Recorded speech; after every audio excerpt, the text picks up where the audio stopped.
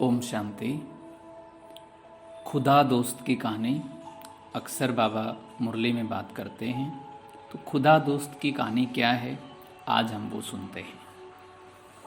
कंधार के बादशाह अरवाज खान को कोई बेटा नहीं था, इसलिए उन्होंने ये कायदा बनाया कि उसकी मृत्यु के बाद इस राज्य का कोई भी आदमी जो बादशाह बनना चाहता हो 1 साल तक राज्य चलाए और फिर उसे नदी के पार भेज दिया जाए। जहां घना जंगल था और जो भी वहां जाता था जंगली जानवर उसे खा जाते थे, यानी कि 1 साल के बाद बादशाह को सजाए मौत मिलती थी। तो राजा की मृत्यु हो जाती है, तो उस तरह से ये सिलसिला फिर चलता रहता है। उसी राज्य में आफताब नामक एक 20 साल का युवक रहता था और वो बचपन से ही अपने बाप के साथ मस्जिद में नमाज पढ़ने के लिए जाया करता था, लेकिन उसने खुदा के साथ दोस्त का रिश्ता जोड़ लिया था और वो हर बात हर कार्य अपने खुदा दोस्त को पूछकर ही किया करता था। एक दिन आफताब की अब्बा जान ने घर पर आकर कहा कि कल हमारे बादशाह का अंतिम दिन है, परसों सुबह उन्हें नदी पार करा दी जाएगी, लेकिन मौत के डर से इस साल कोई बादशाह बनने के लिए तैयार नहीं है। तो यह बात आफताब ने सुनी। तब आफताब ने अपने खुदा दोस्त से पूछा कि अब राज्य का बादशाह कौन बनेगा। अब वो तो सारी चीजें अपने खुदा दोस्त से करता है। खुदा दोस्त ने कहा कि अब तुम बनोगे। आफताब ने कहा, क्या आप मुझे 1 साल के बाद सजाए मौत दिलाना चाहते हो? अगर मैं मर जाऊं तो मेरे अब्बा जान और अम्मी जान को कौन संभालेगा?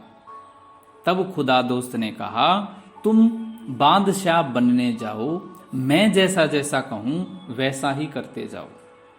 आफताब बादशाह बनने चला गया और बादशाह बनने के बाद प्रजा का बहुत ही अच्छा पालन खुदा की मत के प्रमाण करता रहा। 1 मास के बाद खुदा ने आफताब को कहा कि नदी के सामने वाले जंगल साफ करवा लो, और उस अनुसार आफताब ने जंगल के पेड़ कटवाकर एक बड़ा सा मैदान तैयार करवा दिया। अब खुदा दोस्त ने वहां पर एक राजमहल, एक किला और एक शहर बनाने के लिए कहा। वो उसी अनुसार बनाता चला गया।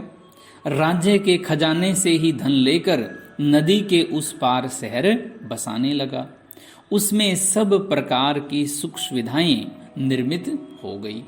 जब 1 साल पूरा होने को आया, तब कायदे अनुसार आफताब को तो नदी पार जाना ही था, पर उसने पूरे शहर में ढिंढोरा पिटवा दिया कि नदी पार जो नया शहर बसा है उसमें मैं तो बादशाह बनूंगा ही, लेकिन जिनको भी मेरे साथ आना हो उन्हें उनके दर्जे के अनुसार घर मुफ्त में मिलेगा।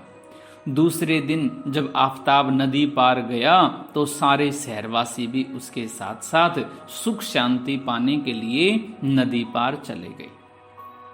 तो यहाँ आध्यात्मिक भाव यह है कि इस कहानी से बाबा हम बच्चों को यही शिक्षा देना चाहते हैं कि अगर तुम मुझसे कोई भी संबंध जोड़कर मेरी श्रीमत अनुसार हर कार्य करोगे, तो मैं तुमसे ऐसा श्रेष्ठ कर्म करवाऊंगा कि तुम संगम की बादशाही तो पाओगे ही, लेकिन भविष्य में भी बादशाही पाओगे। और अभी तुमने जिन आत्माओं का कल्याण किया होगा वे भी प्रजा रूप में तुम्हारे साथ रहेंगे। ओम शांति।